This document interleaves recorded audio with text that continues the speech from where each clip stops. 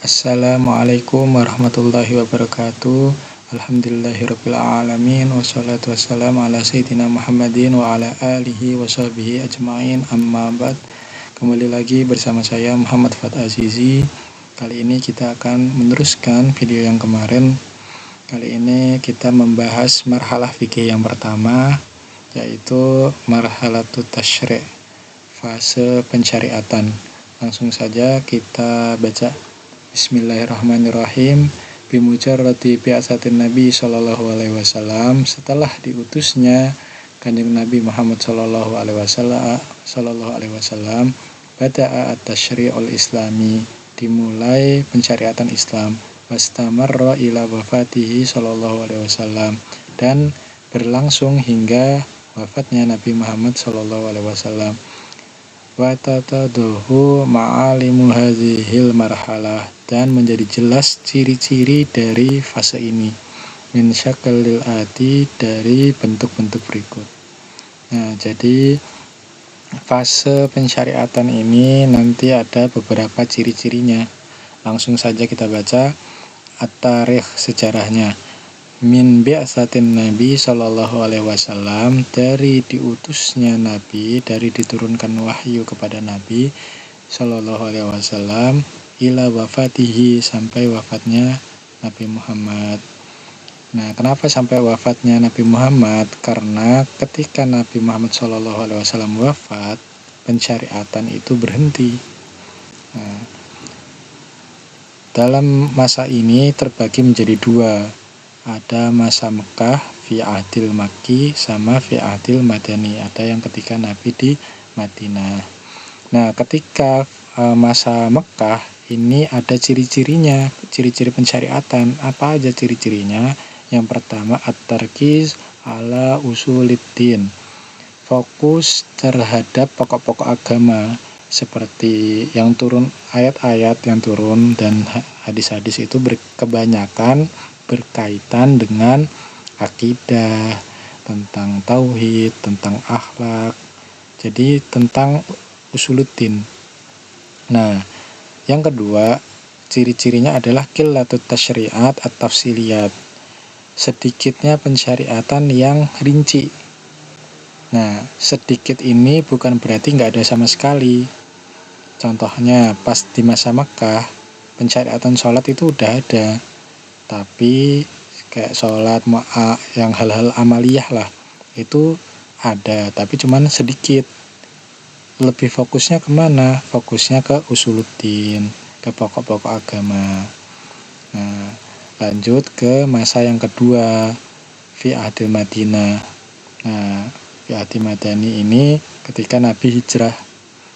Istimrarul inayah bi usuluddin, keberlanjutan perhatian terhadap pokok-pokok agama. Nah, jadi tadi yang ilmu seperti ilmu tauhid, pokok-pokok agama itu tetap ada di masa Madinah.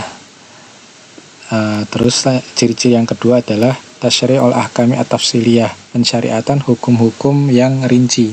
Nah, tapi kalau di masa Madinah itu lebih fokus ke fikih-fikih amaliyah. Contoh kayak sholat, terus nikah, muamalah, lebih rinci lah daripada ketika masa Nabi di Mekah pensyariatannya. Nah, lanjut ke masa dirut tasyri', sumber-sumber pensyariatan. Nah, pada masa ini cuma ada dua, Al-Quran sama As-Sunnah. Nah, Al-Quran dan Sunnah ini turun ada 3 macam. Yang pertama ibtidai, secara mandiri, jadi ya turun aja begitu. Nah, yang kedua adalah bisual, dengan soal. Misalkan ada sahabat bertanya kepada Nabi, kadang jawabannya itu mungkin langsung dari wahyu dari Allah. Ada juga yang sabda Nabi begitu melalui hadis. Nah, yang ketiga adalah bisabab, dengan sebab peristiwa. Jadi ketika ada peristiwa turun ayat atau Nabi bersabda, seperti itu. Nah, lanjut ke bagian ketiga, al-ma'alimu, ciri-ciri. ciri-ciri pada masa ini. Apa aja sih? Yang pertama, at-tasyri' mukhtasun bihadhil marhalah.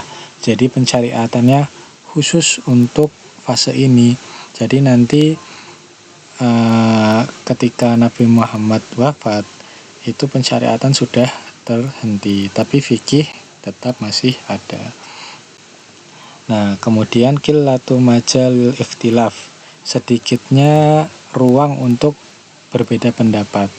Karena pada masa Nabi ketika ada perbedaan pendapat bisa langsung ditanyakan kepada Kanjeng Nabi. Jadi ikhtilaf itu sangat sedikit sekali. Nah, ciri-ciri selanjutnya at-tadarruj at-tasyri'i, pensyariatan yang bertahap. Ada yang fi tasyri'il ahkam, ada yang fi tasyri'i hukmin wahidin. Nah, contohnya apa bertahap? Contohnya misalkan pensyariatan khamar. Pensyariatan khamar awalnya itu cuman dijelasin kalau khamar itu buruk seperti itu. Kan ayatnya yas'alunaka 'anil khamri wal maisir qul fihima ismun kabiru wa manafi'u lin-nasi wa manafi'u lin-nas wa ismuhuma akbaru min naf'ihima, kan seperti itu. Nah, kemudian turun ayat selanjutnya tentang larangan mabuk ketika sholat, ya ayyuhallazina amanu la taqrabus sholata wa antum sukara. Nah, baru kemudian yang ketiga dilarang tegas, ya ayyuhallazina amanu innamal khamru wal maisiru wal ansabu wal azlamu rijsun min amali syaitan fajtanibuhu la'allakum tuflihun. Nah, seperti itu. Jadi bertahap, pensyariatannya bertahap.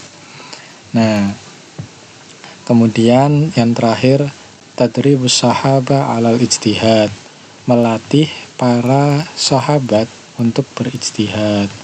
Nah, makanya ada hadis yang ketika Nabi mengutus Mu'adz itu, Rasulullah SAW lamar arada ayyab'asa Mu'adzan ilal Yaman qala kaifa taqdi, bagaimana cara kamu menghukumi?